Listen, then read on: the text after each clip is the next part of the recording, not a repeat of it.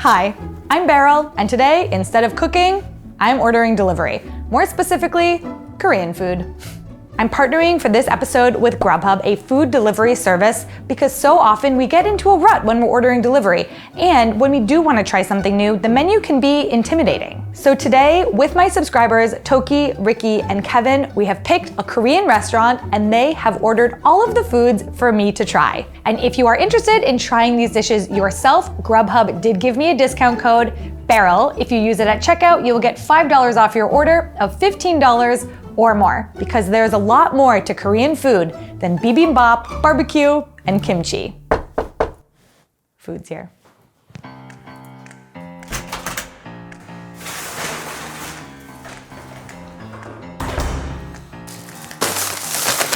Okay, let's plate this up and start at the beginning. Hi, I'm Tokki, and I'm a Korean American living in Seattle, Washington. Hi guys, I'm Kevin from Chicago, Illinois, and I'm a first-generation Korean American. For my appetizer today, I have chosen Pajun, which is Korean scallion pancake. It's a pan-fried pancake filled with seafood, scallions. The inside has this nice pancakey texture, while the outside has this really nice crisp to it. And it's commonly eaten when it's raining outside because of the noise that it makes when it cooks in the pan. I don't know if Western cuisine is familiar with a savory pancake, but trust me, it is so good. Honestly, I actually even make it at home now because it's delicious. Okay, so we are starting with the seafood pancake. There are quite a few different sea creatures in this one. I've had the kimchi pancake before, but I don't think I've ever had it with seafood. I feel like I had scallop in that one and squid in that one. This is definitely the type of dish that would be really good with a beer. But we're keeping this family friendly. So I'm having the rice punch that was recommended. I'm not sure what feel the sweet means, but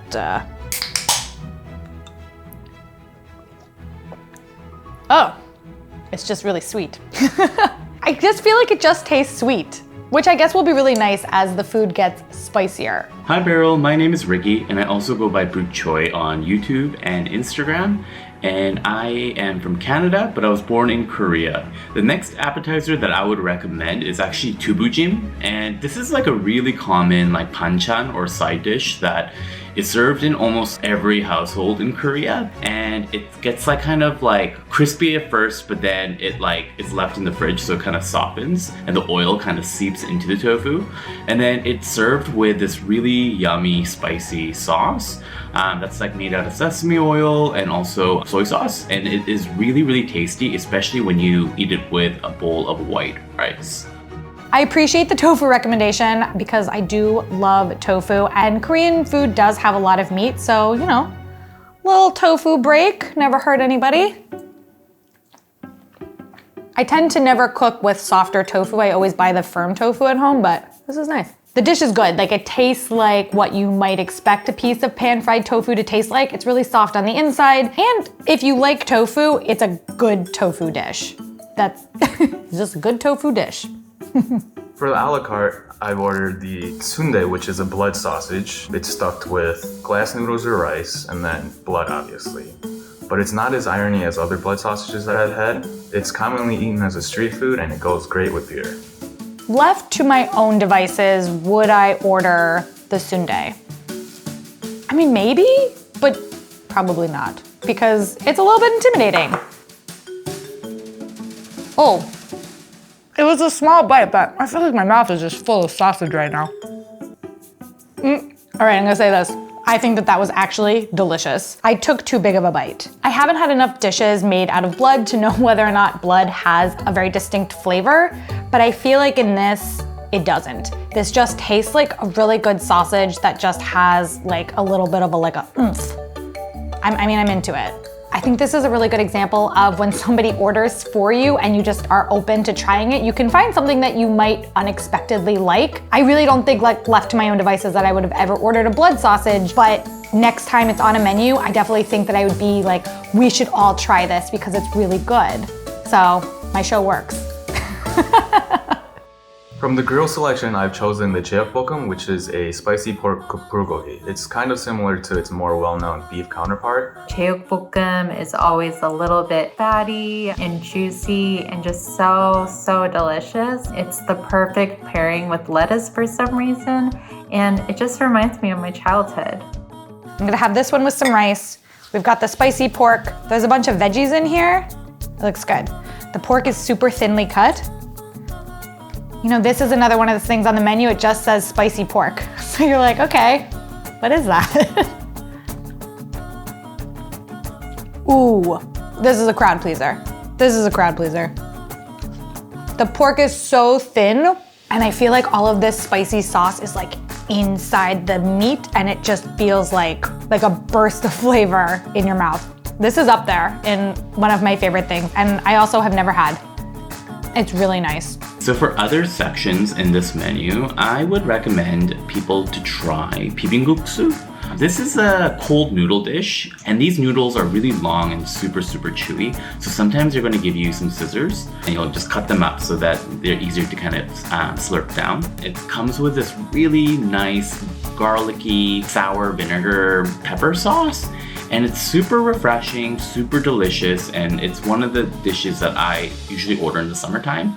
But honestly, you can eat it anytime.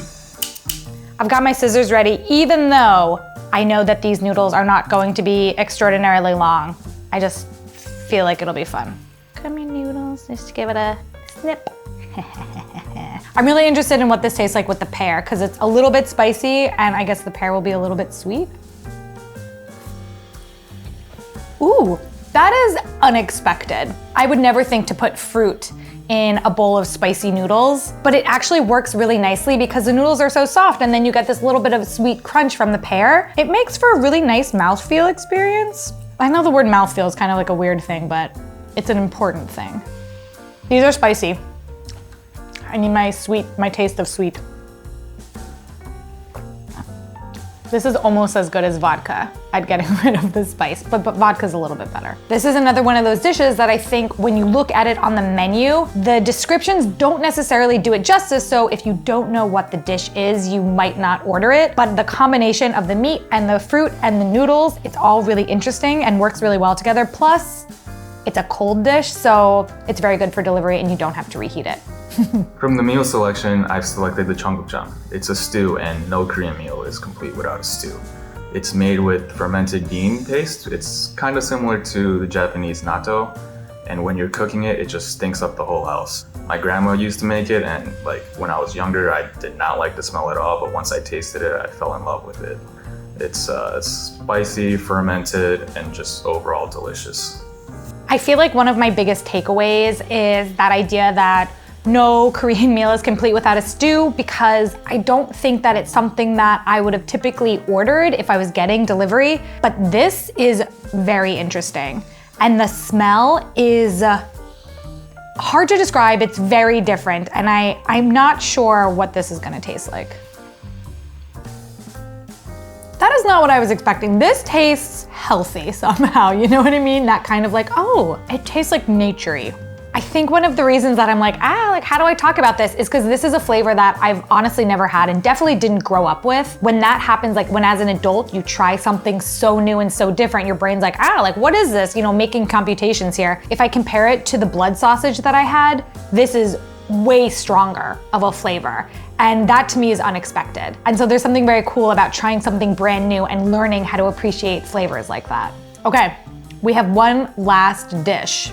And I think this is obviously the grand finale dish. From the a la carte menu, I would highly recommend you try Jok Bal. It translates to pig trotters or pig feet, and that description does not do the dish justice. This is a super unique dish that is really popular in Korea, but not many people know about it in North America. The meat is super soft, the skin is really quite chewy almost. A funny story about this dish is that I was always told when I was little to eat it because I've heard that it makes your skin really nice because there's so much collagen in the skin of the pig. The grand finale, the smoked pig trotter. I will say, I have never had this before. I'm curious, there's a dipping sauce here which feels like the ratio feels a little off. They're very tiny. There's a lot of pig on the plate. There's also little tiny shrimps in here, which is very interesting. You can smell that it is smoked, and you can also smell that there's like a lot of fat happening. I'm curious, let's do it. Salty, smoky. I mean, I don't hate it. The texture on the one that I've chosen here for myself to munch on is a little bit more traditionally meat textured. Like, it's not chewy. There are some pieces with skin, and I'm wondering if I should just try that. Cheers. I bit it weird. Oh. It's a little chewier. There's nothing about the flavor that I don't like. I think for me, it's a texture thing that I'm just like, it's so chewy. I feel nervous talking about it.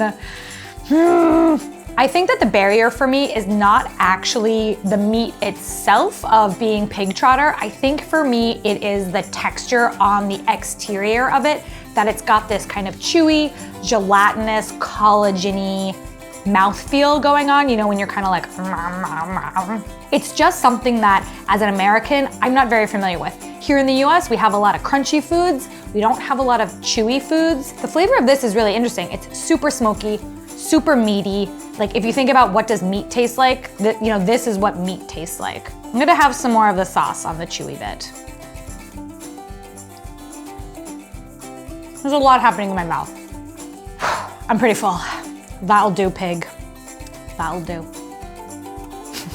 Everything that I ordered and ate today is in the description, along with everything else that everybody recommended. Grubhub did give me a discount code, which is BARREL. If you use that at checkout, it will give you $5 off an order of $15 or more, so you can have the Korean feast of your dreams. Let me know what other cuisines you would like to see me try, and I will see you all in my next video.